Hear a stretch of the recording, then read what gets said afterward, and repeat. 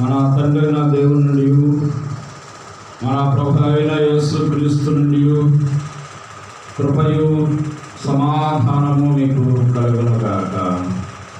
ఆమేన్. దయచేసి కూర్చోండి. ప్రభునందు అత్యంత ప్రియమైన దేవుని సంగమా,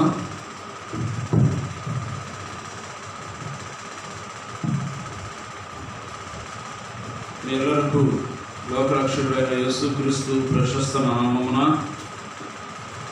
ఈ పరిశుద్ధ దినాన శుభాలు వందనాలు తెలియచేస్తున్నాం. మనం చదువుకున్నటువంటి పరిశుద్ధ లేఖన పాఠ్యభాగంలో ఈస్టర్ పండుగ తర్వాతి రెండవ ఆదివారములో మనం చదువుకున్నటువంటి లేఖన పాఠ్యభాగాల్లో మనం గమనించినట్లయితే, నేను గొర్రెలకు మంచి కాపరిని అని నా ప్రభువును రక్షకుడునైన యేసుక్రీస్తు ప్రత్యేకముగా ఆయన తన పరిశుద్ధ లేఖనాల ద్వారా మనకు వెల్లడిపరుచున్నాడు.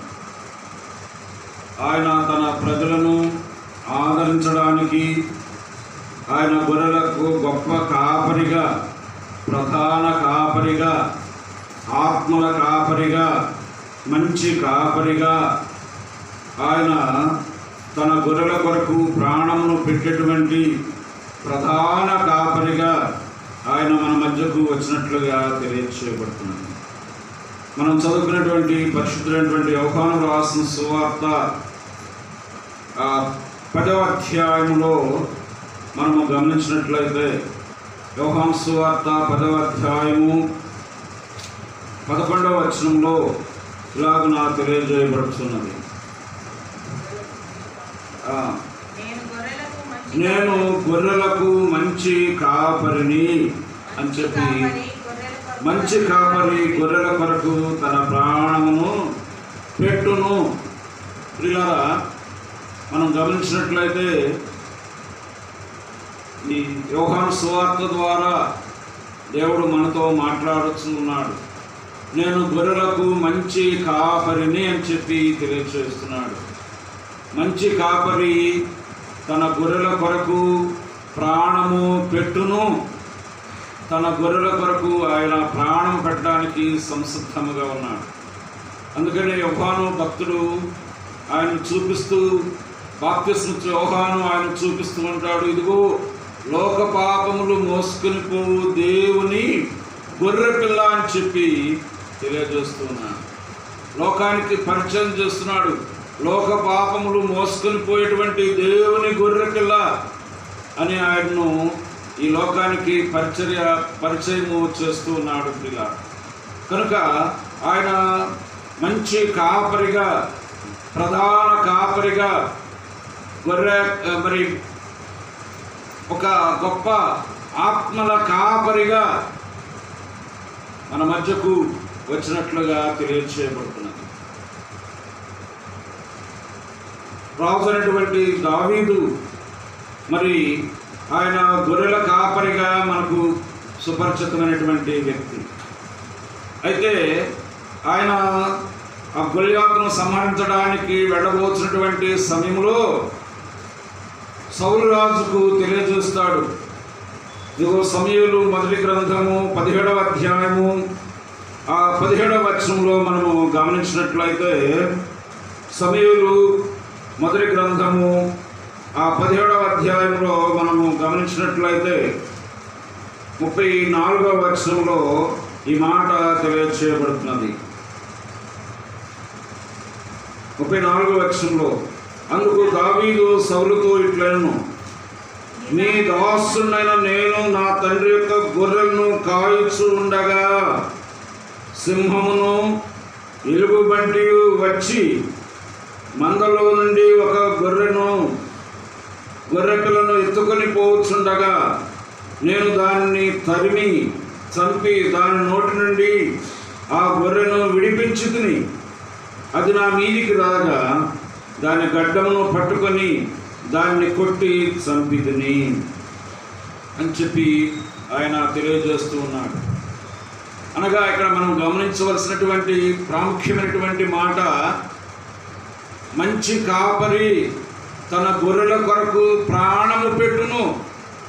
ఇక్కడ దావీదు గొర్రెల కాపరిగా ఉండి ఆ గొర్రెలను కాయుచున్నప్పుడు ఆ మందలోనికి సింహము వచ్చింది, ఎలుగుబంటి వచ్చింది. సింహము మరి ఒక గొర్రె పిల్లను తన నోట కరుచుకొని పోతూ ఉన్నటువంటి సమయంలో దాన్ని వెంబడించి మరి ఆ సింహపు నోటి నుండి గొర్రె పిల్లను కాపాడాడు. ప్రియులారా, మన ప్రభు అయిన యేసు క్రీస్తు ఈ లోకములో ఉన్నటువంటి సర్వమానవాళిని రక్షించి సాతాను అధికారం క్రింద ఉన్నటువంటి ప్రతి ఒక్కరిని విడిపించడానికి ఆయన సంసిద్ధముగా ఉన్నాడు. మన పాపముల నుండి విడిపించడానికి, సాతాను యొక్క బంధకములో నుండి విడిపించడానికి ఆయన సంసిద్ధముగా ఉన్నాడు. ఈరోజు మనము గమనించినట్లయితే లోకమంతటి మీదకి భయంకరమైనటువంటి ఒక ఉపద్రవము సంభవించింది. ఆ ఉపద్రవము కరోనా అనేటువంటి వైరస్ అనేటువంటి ఉపద్రవము మరి గర్జించు సింహం వలె ఎవరిని మృంగుదునా అని చెప్పి ఈ లోకమంతటిని కూడా సంచారం చేస్తూ ఉన్నది. అటువంటి సమయంలో మనము దేవుని యొద్దకు మనం వచ్చినట్లయితే దేవుడు మనలను మన పాపముల నుండి, సాతాను బంధకముల నుండి, ఈ కరోనా వైరస్ నుండి ఆయన మనకు విడుదల కలుగజేయడానికి సంసిద్ధముగా ఉన్నాడు అనేటువంటి విషయాన్ని మనము గమనించాలి. అందుకనే పేతురు భక్తుడు మరి పేతురు రాసినటువంటి మొదటి పత్రికలో 25వ వచనంలో 2వ అధ్యాయము 25వ వచనంలో ఆయన ఒక చక్కటి మాట తెలియజేస్తూ ఉన్నాడండి. 25వ వచనంలో మనం గమనించినట్లయితే, మీరు గొర్రెల వలె దారి తప్పిపోతిరి, కానీ ఇప్పుడు మీ ఆత్మల కాపరియు అధ్యక్షుడినైనా ఆయన వైపు మీరు మళ్ళీ ఉన్నారు. మరి మనం దారి తప్పిపోయాం. దారి తప్పిపోయినటువంటి మనలను ఆయన వైపు మనం తిరిగినట్లయితే ఆయన ఆత్మల కాపరిగా ఉండి ఆయన మనల్ని రక్షించడానికి సంసిద్ధముగా ఉన్నాడు. రక్షింప నేర్కొన్నట్లు యెహోవా హస్తములు కురుచ కాదు, విననేరుకున్నట్లు ఆయన చెవులు మందము కాదు. మరి మన ఆత్మల కాపరైనటువంటి దేవుని యొద్దకు మనం వచ్చినట్లయితే ఆయన మన పాపముల నుండి, మన అపరాధముల నుండి, మన బలహీనతల నుండి విడుదల కలుగు చేసి మనకు రక్షణను ప్రసాదించడానికి ఆయన సంసిద్ధముగా ఉన్నాడు. మనకు విడుదల కలుగజేయడానికి ఆయన సంసిద్ధముగా ఉన్నాడు. ప్రియులారా, ఇక్కడ కాపరి యొక్క విధానాన్ని మనం గమనించినట్లయితే కాపరి చేతిలో మరి దుడ్డు కర్ర ఉంటుంది. ఆయన ఆ దుడ్డు కర్రతో మరి ఆ దండులో మందలో ప్రవేశించినటువంటి తోడేళ్లను, క్రూర జంతువులను పారద్రోలడానికి దాన్ని ఆ దుడ్డు కర్రను ఉపయోగిస్తాడు. అలాగే ఆ కర్రతో మేతలకు మరి గొర్రెలకు మేత వంచి, చెట్ల కొమ్మలను వంచి వాటికి ఆహారాన్ని తినిపిస్తాడు. ఒకవేళ గొర్రెలు ఆ తప్పిపోతూ ఉంటే ఆ యొక్క కర్రతో ఆ తప్పిపోయినటువంటి గొర్రెలను మెడ మీద పెట్టి దాన్ని మంచి మార్గంలోనికి నడిపిస్తూ ఉంటాడు. అయితే ఇక్కడ ప్రభువైన యేసు క్రీస్తు మరి ప్రత్యేకముగా ఆయన తెలియజేసినటువంటి మాట, నేను గొర్రెలకు మంచి కాపరిని అని చెప్పి ఆయన తెలియజేస్తున్నాడు. నమ్మకమైనటువంటి కాపరి. ఆ కాపరి ఏ విధమైనటువంటి స్వలాభాపేక్షతో పనిచేసేటువంటి వాడు కాదండి. మంచి కాపరి తన గొర్రెల కొరకు ప్రాణము పెట్టేటువంటి వాడే కానీ తాను స్వలాభం కోసము పనిచేసేటువంటి వ్యక్తి కాదు. తన గొర్రెల కొరకు ఆయన ప్రాణము పెట్టడానికి ఆయన సంసిద్ధముగా ఉన్నాడు. ఇక్కడ మంచి కాపరి మన గురించి మనం గమనించినట్లయితే ఆయన తన మందను మేపడానికి సంసిద్ధముగా ఉన్నాడు. యెషయా గ్రంథము 40వ అధ్యాయము 11వ వచనంలో మనం గమనించినట్లయితే ప్రవక్త అయినటువంటి యెషయా గ్రంథము 40వ అధ్యాయము 11వ వచనంలో ఈ మాట తెలియచేయబడుతున్నది. గొర్రెల కాపరి వలె ఆయన తన మందను మేపును, తన బాహువుతో గొర్రె పిల్లలను కూర్చి రొమ్మున ఆనించుకొని మోయును. పాలించు వాటిని ఆయన మెల్లగా నడిపించును. చూడండి, ఈ మంచి కాపరి యొక్క లక్షణాన్ని మనం గమనించినట్లయితే ఆయన ఆ గొర్రెలను ఆ మంచి మేత కలిగినటువంటి స్థలాల్లోనికి ఆయన తోలుకొని పోయి వాటిని మేపడానికి సిద్ధంగా ఉన్నాడు. రెండవదిగా మనం గమనించినట్లయితే గొర్రె పిల్లలను ఆయన ఎత్తుకొని వాటిని తన రొమ్మును ఆనించుకొని మోసుకొని వచ్చును. గొర్రె పిల్లలను ఆయన తన రొమ్మును ఆనించుకొని మోసుకొని రావడానికి ఆయన సంసిద్ధంగా ఉన్నాడు. అలాగే పాలించేటువంటి గొర్రెలను ఆయన మెల్లగా నడిపించును అని చెప్పి తెలియజేస్తూ ఉన్నాడు. మరి ఈ రీతిగా మంచి కాపరి, అంతేకాదు ఆయన వాటిని చక్కగా పోషిస్తూ ఉంటాడు. అంతేకాదండి, ఆ గొర్రెలు ఆయన స్వరాన్ని గుర్తుపడతాయి. అంతేకాదండి, మరి వాటిని తినువారి నోటి నుంచి తప్పించడానికి ఆయన సంసిద్ధముగా ఉన్నాడు. దొంగల నోటిలో నుంచి, క్రూర మృగాల నోటిలో నుంచి వాటిని తప్పించడానికి ఆయన సంసిద్ధముగా ఉన్నాడు. యెహెజ్కేలు గ్రంథము 34వ అధ్యాయంలో మనం గమనించినట్లయితే ప్రవక్త అయినటువంటి యెహెజ్కేలు గ్రంథము 34వ అధ్యాయము 10వ వచనంలో ఇక్కడ తెలియజేస్తున్నాడు. ప్రభువైన అయిన యెహోవా సెలవిచ్చినదేమనగా, ఇదిగో నేనే నా గొర్రెలను వెదకి వాటిని కనుగొందును. తమ గొర్రెలు చెదరిపోయినప్పుడు కాపర్లు వాటిని వెతుకున్నట్లుగా నేను నా గొర్రెలను వెదకి చీకటి గల మబ్బు దినమందు ఎక్కడెక్కడికి చెదిరిపోయినో అక్కడి నుండి వాటిని తప్పించాను. చెదిరిపోయినటువంటి గొర్రెలను ఆయన తప్పించడం, మరి వెతికి రక్షించడానికి సంసిద్ధంగా ఉన్నాడు. మరి లూకా సువార్తలో 15వ అధ్యాయంలో మనకు ఒక ఉపమానం చెప్పాడు. ఒక మనుష్యునికి 100 గొర్రెలు ఉన్నాయి, వాటిలో ఒకటి తప్పిపోయి ఉన్నది. ఆ 99 గొర్రెలను విడిచిపెట్టి ఆ తప్పిపోయినటువంటి గొర్రె కొరకు ఆయన వెతకడా. దాన్ని దొరికినప్పుడు దాన్ని తన భుజముల మీద ఎక్కించుకొని సంతోషంతో తన మందలోనికి చేర్చి, మీరందరూ కూడా నాతో సంతోషించుడి, ఇదిగో తప్పిపోయినటువంటి గొర్రె దొరికినది అని చెప్పి ఎంతో సంతోషిస్తాడు. అలాగే ఇక్కడ ప్రవక్త అయినటువంటి యెహెజ్కేలు తెలియజేస్తున్నాడు, ఇదిగో నేను తప్పిపోయినటువంటి వాటిని వెదకెదను అని చెప్పి తెలియజేస్తున్నాడు. అలాగే 16వ వచనంలో కూడా మనం గమనించినట్లయితే, నేను నా గొర్రెలను మేపి పరుండబెట్టదును, ఇదే ప్రభువు యెహోవా వాక్కు. తప్పిపోయిన దానిని నేను వెదకుదును, తోలివేసిన దాన్ని మరలా తోలుకుని వచ్చదును, గాయపడిన దానిని కట్టుదును, దుర్బలముగా ఉన్న దానిని బలపరచుదును.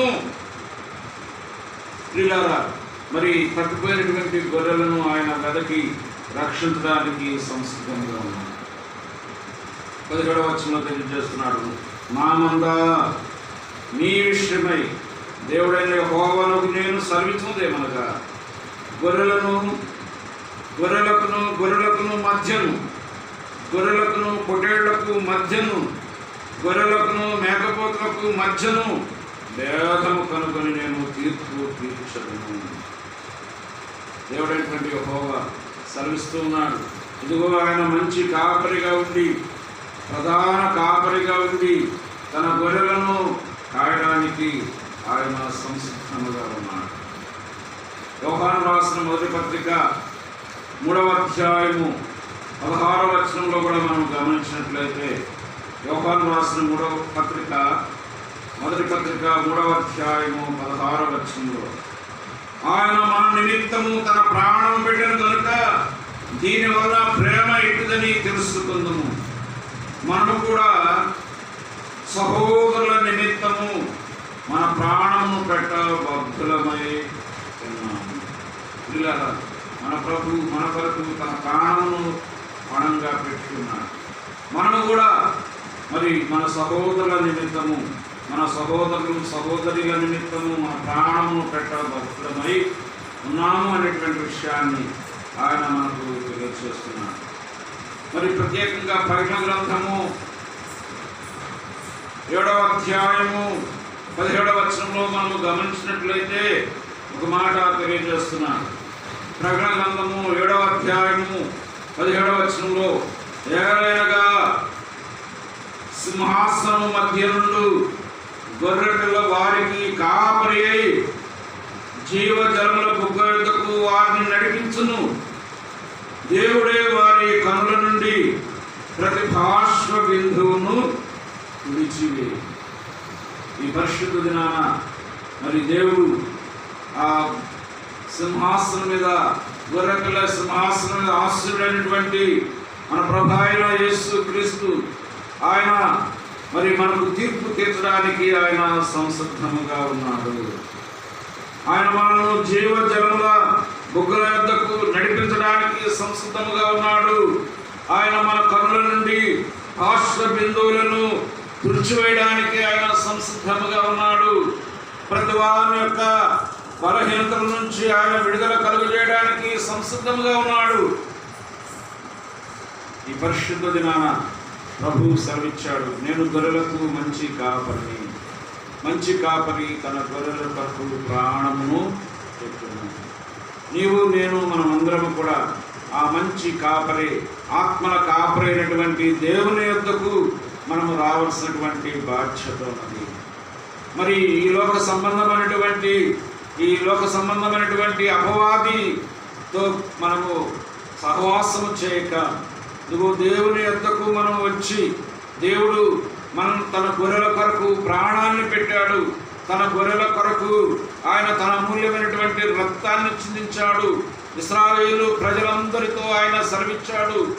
మరి వీఆర్ ఆ ఫ్లోక్ అనేటువంటి మాట తెలియజేస్తున్నాడు. వీఆర్ మై ఫ్లోక్ అనగా ఆ యొక్క సమూహము, గొర్రెల సమూహముతో పోల్చాడు ఇశ్రాయేలు ప్రజలను.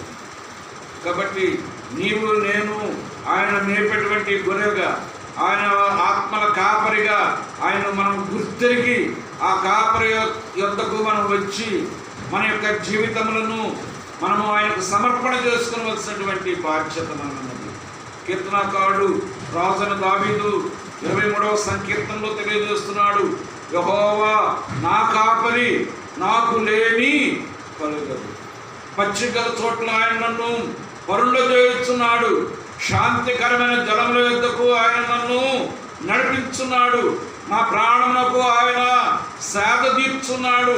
తన నామమును బట్టి నన్ను నీతి మార్గములలో నడిపించున్నాడు. మరి దేవుడు మనల్ని నీతి మార్గంలో నడిపించడానికి ఆయన సంసిద్ధంగా ఉన్నాడు. మంచి మార్గంలో నడిపించడానికి సంసిద్ధంగా ఉన్నాడు.